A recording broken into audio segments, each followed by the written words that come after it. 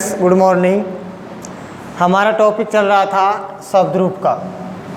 इसी शब्द रूप को आगे बढ़ाते हुए आज हम मात्र शब्द, मात्र का अर्थ होता है माता, मात्र शब्द, माता शब्द स्त्रीलिंग विकारांत का शब्द रूप पढ़ेंगे। मात्र शब्द जो कि विकारांत का शब्द रूप है। जैसे कि हमने पिछले वीडियो में पितृ शब्द का जो पुल्लिंग का था वो भी ऋकारांत का था, उसका रूप पढ़ा था। लेकिन आज हम मात्र शब्द स्त्रीलिंग का ऋकारांत का शब्द रूप पढ़ेंगे। जैसे कि विभक्ति वही पिछले वीडियो की तरह पढ़ते आ रहे हैं और 3 प्रकार के वचन पढ़ते आ रहे हैं, एक वचन, द्विवचन और बहुवचन। सबसे पहली विभक्ति है प्रथमा विभक्ति, जिसमें कर्ता कारक का प्रयोग किया जाता है और कर्ता कारक का चिन्ह जो होता है वो ने होता है। तो प्रथम विभक्ति एक वचन का जो शब्द रूप बनेगा वो बनेगा माता। द्विवचन जो है उसमें बनेगा मात्रौ और बहुवचन का मात्र है। माता, मात्रौ, मात्र है। द्वितीय एक वचन, द्वितीय विभक्ति एक वचन में मात्रम, द्विवचन मात्रौ, बहुवचन मात्र है। तृतीय विभक्ति एक वचन, तृतीय विभक्ति एक वचन में मात्रा, द्विवचन में मातृभ्याम और बहुवचन में मात्र भी है। चतुर्थी एक वचन मात्रे, मातृभ्याम, मातृभ्य। पंचमी विभक्ति एक वचन मातुऐ, मातृभ्याम, मातृभ्य। षष्ठी मातुऐ, मात्रौऐ, मात्र नाम है। अब यहाँ पर देखिए अणय का प्रयोग हुआ है, यानी न के स्थान पर अणय का प्रयोग हुआ है, जो कि मैंने आपको बताया था कि र, री और स तीनों वर्णों में से जब कोई सा भी एक वर्ण शब्द में दिखाई देता है तो न के स्थान पर अणय का प्रयोग होगा। तो यहाँ पे मात्र शब्द में री आ रहा है, इसलिए अणय का प्रयोग हुआ है और हमारा ये शब्द रूप बना है मात्र नाम है। सप्तमी एक वचन, सप्तमी एक वचन में बनेगा मातृ, द्विवचन में मात्रो है और बहुवचन में मात्र सुख। इसी प्रकार से संबोधन में हे माता, हे मात्रौ और हे मात्र है। इस प्रकार से हमारा मात्र शब्द ऋकारांत स्त्रीलिंग का शब्द रूप कंप्लीट हुआ।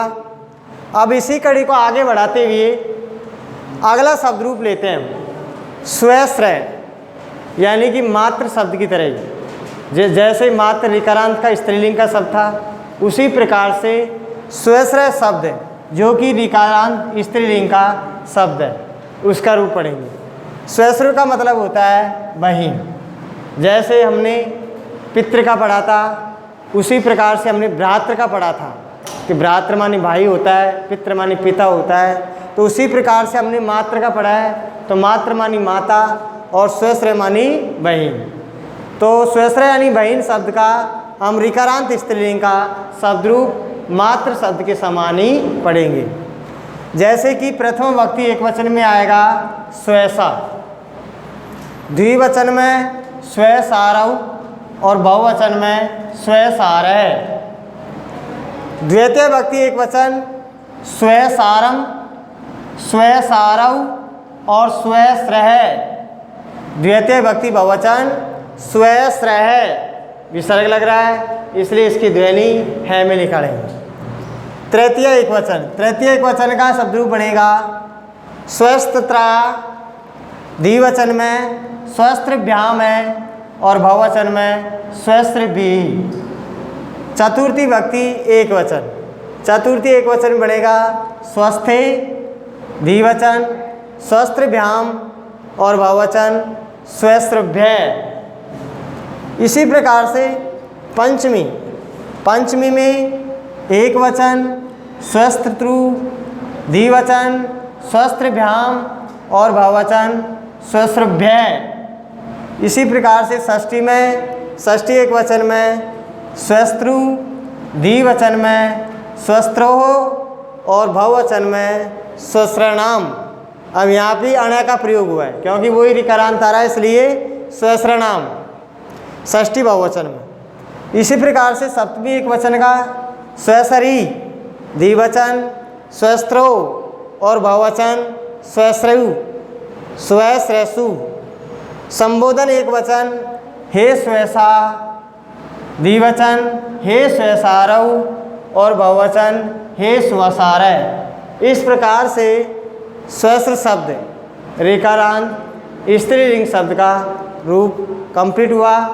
लेकिन आपसे आपके पेपर में पूरा शब्द रूप न पूछ के आपसे विभक्ति और वचन देकर आपसे प्रश्न पूछा जाता है। जैसे कि मान लीजिए मात्र शब्द है और मात्र शब्द का पंचमी विभक्ति एक वचन का हमको शब्द रूप बनाना है, तो मात्र शब्द का पंचमी विभक्ति एक वचन का शब्द रूप बनेगा मातु है।